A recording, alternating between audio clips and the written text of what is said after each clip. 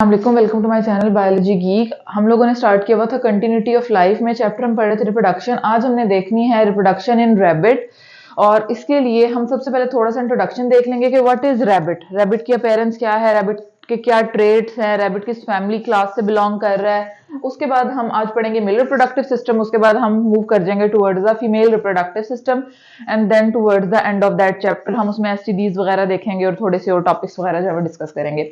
आज जो हमारा टॉपिक है डिस्कशन का वो है रिप्रोडक्शन इन रैबिट। रिप्रोडक्शन आप सबको पता है कि रिप्रोड्यूस करना, न्यू ऑफस्प्रिंग्स जो है वो प्रोड्यूस करना। रैबिट क्या है? रैबिट वो कहता है कि स्मॉल फरी मैमल है जिसके लॉन्ग एयर्स होते हैं और स्टॉम्पी टेल होती है। स्टॉम्पी टेल से क्या मुराद है कि टेल का साइज स्मॉल होगा और वो थिक होगी और फरी होगी, हेरी होगी।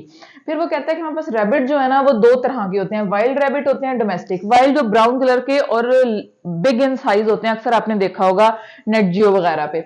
उसके बाद वो कहता है डोमेस्टिक रैबिट, जिसमें हमारे पास व्हाइट, ब्लैक और ब्राउन रैबिट्स जो है ना वो फॉल करते हैं। वो क्या होते हैं? डोमेस्टिक रैबिट होते हैं। यानी कि डोमेस्टिक और वाइल्ड में क्या डिफरेंस है? वाइल्ड वो होते हैं जो नेचुरल हैबिटेट में रहते हैं, डोमेस्टिक वो होते हैं जिनको हम डोमेस्टिकेट कर सकते हैं, फॉर्म में रख सकते हैं, यानी कि जो ह्यूमंस के साथ रहने के कैपेबल होते हैं। डोमेस्टिक या फिर फार्म एनिमल्स भी हम उनको कह रहे होते हैं। बेसिकली अगर डोमेस्टिक और फॉर्म का डिफरेंस अगर हम अंडरस्टैंड करना चाहें बिल्कुल प्योरली बेसिस पे, तो फिर तीन तरह के एनिमल्स हैं, वाइल्ड है, डोमेस्टिक है और फार्म है। वाइल्ड वो हैं जो नेचुरल हैबिटेट में रह रहे हैं, डोमेस्टिक वो हैं जो ह्यूमंस के साथ रह रहे हैं, जिसको हम कहते हैं कि हमारे पास जो है वो पेट एनिमल्स में भी फॉल कर जाते हैं। फार्म एनिमल्स वो होते हैं जो नॉर्मली हमने उनको नेचुरल हैबिटेट देके ही और जो है वहां पे प्लेस किया हुआ होता है।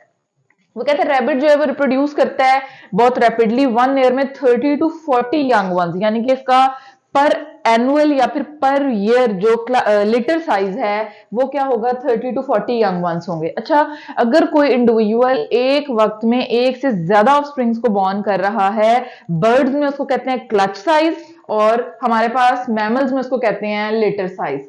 बर्ड्स में हम उसको क्या कहेंगे? क्लच साइज कहेंगे कि एक हैन, एक बर्ड एक वक्त में कितने एग ले करी और उसे कितने ऑफस्प्रिंग प्रोड्यूस हो रहे हैं। जबकि हमारे पास मैमल्स में या फिर आप कह लें कि रैबिट में अगर बात की जाएगी मोर स्पेसिफिकली, तो हम उसको लिटर साइज कहेंगे। वो कहते हैं कि नॉर्मली इसका 1 ब्रूड में, यानी कि एक टाइम में litre size 5 to 8 young ones होते हैं। इसका गेस्टेशन पीरियड 28 डेज होगा, और ये आफ्टर गिविंग बर्थ, यानी कि बर्थ देने के 1 आवर के बाद भी दोबारा जो है वो प्रेग्नेंट होने की कैपेबिलिटी जो है ये पॉजेस कर रही होती है। अच्छा, क्वेश्चन ये राइज होता है कि 5 to 8 लीटर साइज है और ये रिप्रोड्यूस भी इतना रैपिडली हो रही है, और राइट आफ्टर द बर्थ इसके अंदर कैपेबिलिटी है कि ये क्या कर सकती है? प्रेग्नेंट हो सकती है, कंसीव कर सकती है, कंसेप्शन कर सकती है। फिर तो इसके नंबर ऑफ इंडिविजुअल्स बहुत ज्यादा होंगे। जैसे हम फ्रॉग और रैबिट उसमें फ्रॉग और फिश में देखते हैं कि उनका जो एग ले है वो बहुत ज्यादा होता है, मिलियंस में होता है, लेकिन सर्वाइव क्या कर रहे हैं? थोड़े से, कोई प्रेडेटर ले जाता है, कुछ की डेथ हो जाती है, कुछ सेम चीज इसमें होगा कि अगर एक वक्त में लिटर साइज 5 to 8 से 8 यंग वंस प्रोड्यूस हो रहे हैं, तो एक वक्त के लिटर साइज में से हाफ इंडिविजुअल जो है वो सर्वाइव करेंगे। अब हाफ क्यों सर्वाइव करेंगे? कुछ को जो है मदर रिजेक्शन मिल जाती है ड्यू टू द सिकनेस, कुछ सिक होते हैं वो डिजीज की वजह से उनकी क्या हो जाती है? डेथ हो जाती है।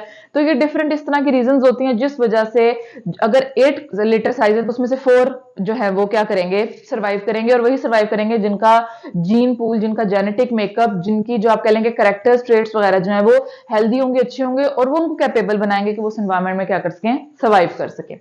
ओके जी, आगे मूव करते हैं। हम कहते हैं कि हमारे पास मेल रिप्रोडक्टिव सिस्टम की बात कर लेते हैं। तो वो कहते हैं कि ये वो पार्ट्स हैं। अच्छा, जैसे मैं आप लोगों को ये लेक्चर डिलीवर करूंगी ना, वैसे वैसे आप लोगों ने या तो नोट्स बना लेने हैं या फिर इसको वैसे ही मेमोराइज करना है। मैंने बहुत कोशिश की है कि मैं इसको बहुत सिंपल सा करके और फिंगर टिप्स पे ये आप लोगों को जो है वो मेमोराइज करवा दूं, और आप लोगों को मेमोराइज करने के साथ साथ ये अंडरस्टैंडेबल भी हो, क्योंकि अक्सर बच्चों को ये टॉपिक्स जो है ना वो बहुत डिफिकल्ट लगते हैं। हमें नाम भूल जाते हैं, हम उनको प्रिपेयर नहीं कर पाते, हम उनको डायग्रामेटिकली ड्रॉ नहीं कर सकते। तो इस चीज को मैंने कोशिश की है कि मैं यहाँ पे चीजों को क्लियर करूं।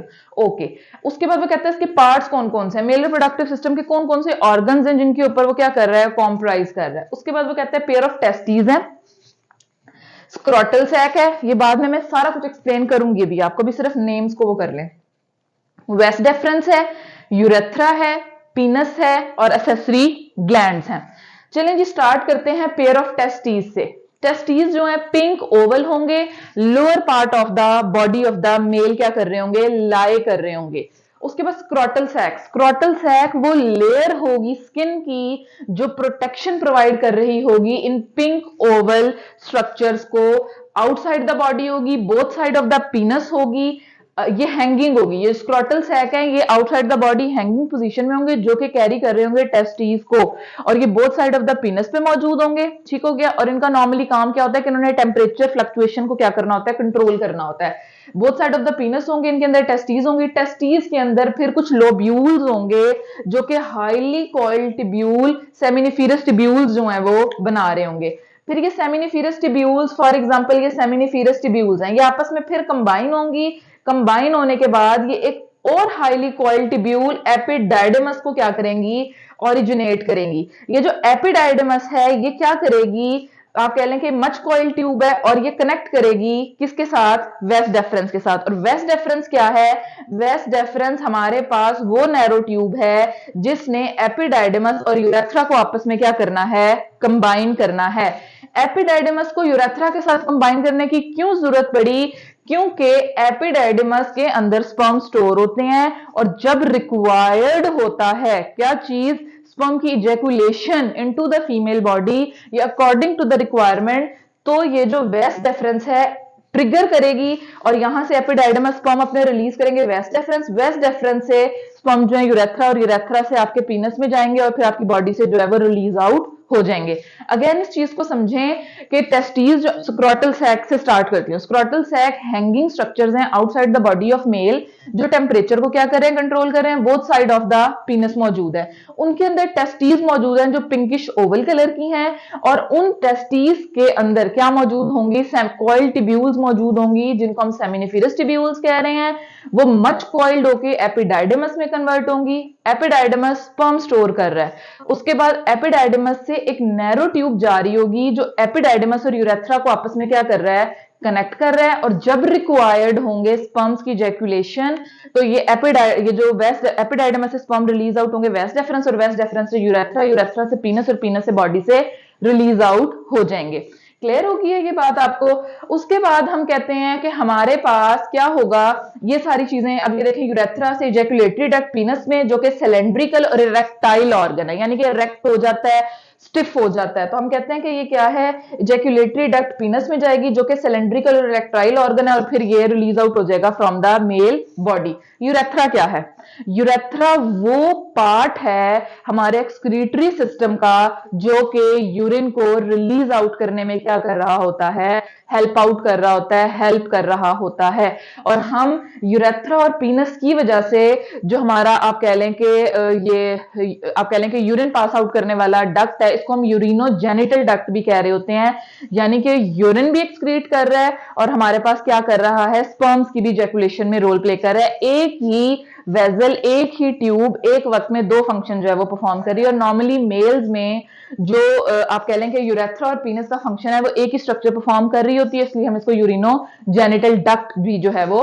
कह रहे होते हैं। ये मैंने यहाँ बड़े इंपॉर्टेंट क्वेश्चंस जो है ना वो आपको बता दिए हैं, तो इसलिए आपने इन चीजों को अपने माइंड में रखना है जो भी मैंने आपको बताया। अच्छा, यहाँ पे मैंने थोड़ी सी चीजें मेंशन की हैं।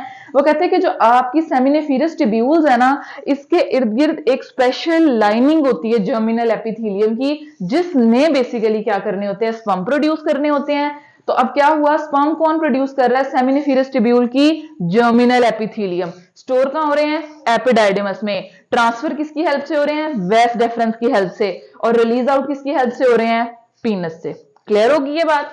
अच्छा जी, वो कहते हैं कि अच्छा उसके बाद हमारे पास कुछ, ये हमने pair of testis, scrotal, vas deferens, urethra यहां तक पढ़ लिया। असेसरी ग्लैंड्स क्या है, वो कहते हैं असेसरी ग्लैंड्स का क्या काम है, उसने तीन तरह के ग्लैंड्स मौजूद होंगे जो तीन तरह के काम करेंगे। प्रोस्टेट ग्लैंड क्या करेगा, न्यूट्रलाइज करेगा एसिडिटी ऑफ सेमन। सेमन क्या है, बेसिकली वो व्हाइटिश मिल्की फ्लूइड है जिसके अंदर न्यूट्रिएंट्स मौजूद होंगे और इनकी सिक्रीशंस मौजूद होंगी, जिन्होंने क्या करना है, हमारे स्पर्म्स को क्या करना है, कैपेबल बनाना है कि वो इजीली मूव कर सकें through the female track. Number one, उसने प्रोटेक्शन प्रोवाइड करनी है हमारे स्पर्म को।